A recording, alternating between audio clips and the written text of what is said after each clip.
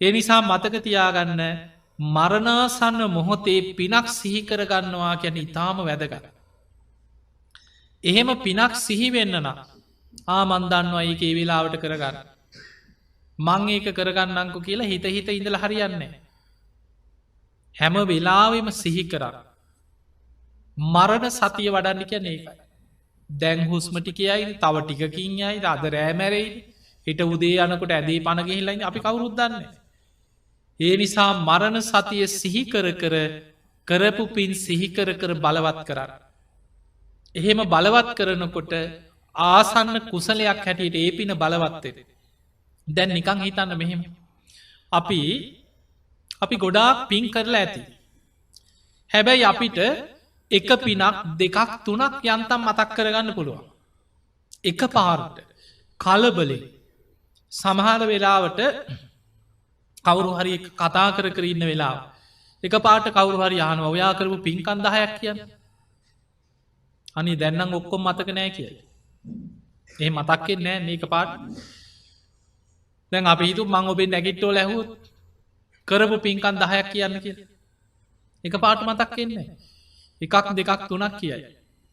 දැන්නම් මතක්කෙන් නෑ කිය.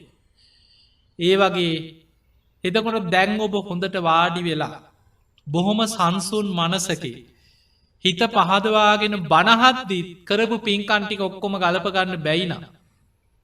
මරණ මංචකේ බයවෙලා තැති අරගෙන හිතක් විසිරිච්ච වෙලාවක පින්කන් සීකරගන්නවගෙන් ලේසිද. අමාරු. ඒ නිසයි පින් පොතක වැදගත්කමක් තියෙන්. දැන් අපි හිතම අපි පටන්ගත්ත කියලා මෙහෙම. අපි මොකක් හරි පිනක් ලියනවා. සතෙකුට කෑම ටිකක් දුන්න කියන්නේ ආත්ම 100ක් ආනිසංස ලැබෙන විපාකය. අපි විපාක දැනගෙන ලියන.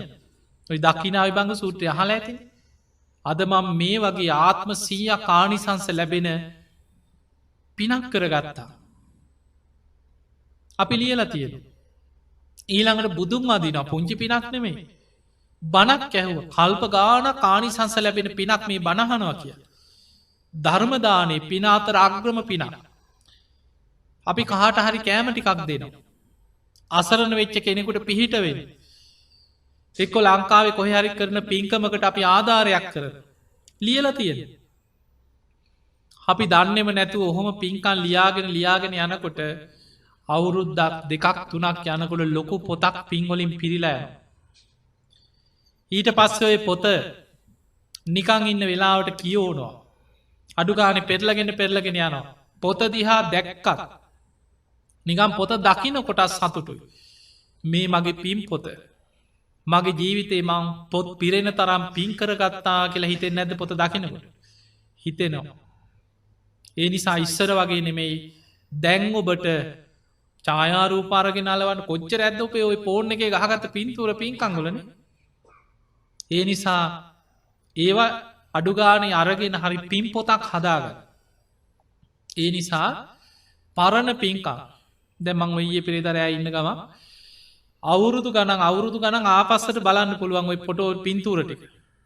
පින්තූර 60-70ක් තිබුණ ෆෝන් එකේ. රෝදපුටු දීප රෝදපුටු දහස් ගණන් මන් දීපු පින්කන්ති. මිනිස්සුන්ට උදව් කරපු ඒවා කෑම බීම බෙදපු ඒවා ලේදන් දීපු ඒවා ගෙවල් හදලා දීපු ඒවා. එතකොට ඒවා දකින්නකොට එක පාට සීවෙන්නේ. අරවා බලාගෙන යනකොට මම මෙහෙම පින් කරා මෙහෙම පින් කරා ආසවල් දවස මෙහෙම පින්කමක් කරා මෙහෙම පින්කමක් කරා. ඕවා දකින්න තමයි අර පින ආයෙමත් බලවත් වෙවි සිහි වෙවි බලවත් වෙලා එනවා. ඒ නිසා පින්වතුනි පින් පොතක් හදාගන්න. කරපු පින්කම් එකතු කරන්න. පින්තූර අරගෙන අලව ගන්න. ඊළඟට ආධාරයක් කරන්න රිසිට් කොල ටික හරි අරගෙන අලව ගන්න.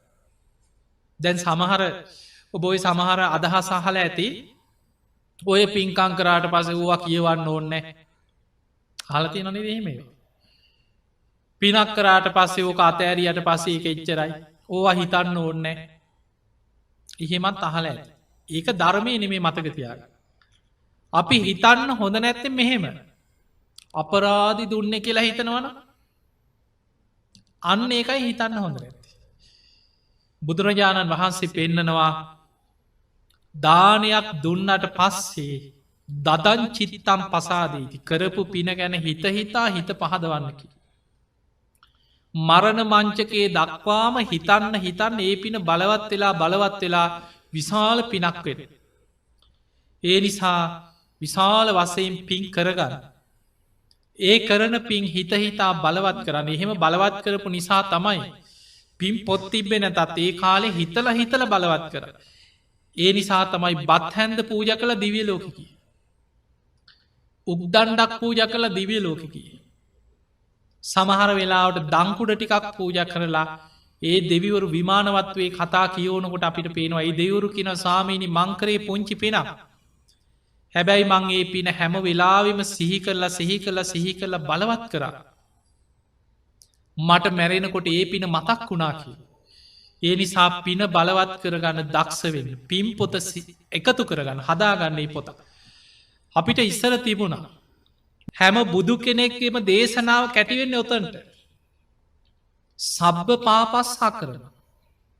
සියලු පාපි අකුසල් වලින් වලකින්න වෙච්ච වැරදි ලියලියා එකතු කරන්න එපා. ඒවා හිතෙනුත් අයින් කරන්න. අකුසල් වලින් වලකිනවා කියන ඒවා හිතන්නත් එපා හිතෙනුත් අයින් කරන්න. කුසලස් උපසම්පදා. කුසල් කරන්න පින් කරන්න කරපු පින හිතහිතා බලවත් කර. ඒක තමයි පින් පොතෙන් කරන්න.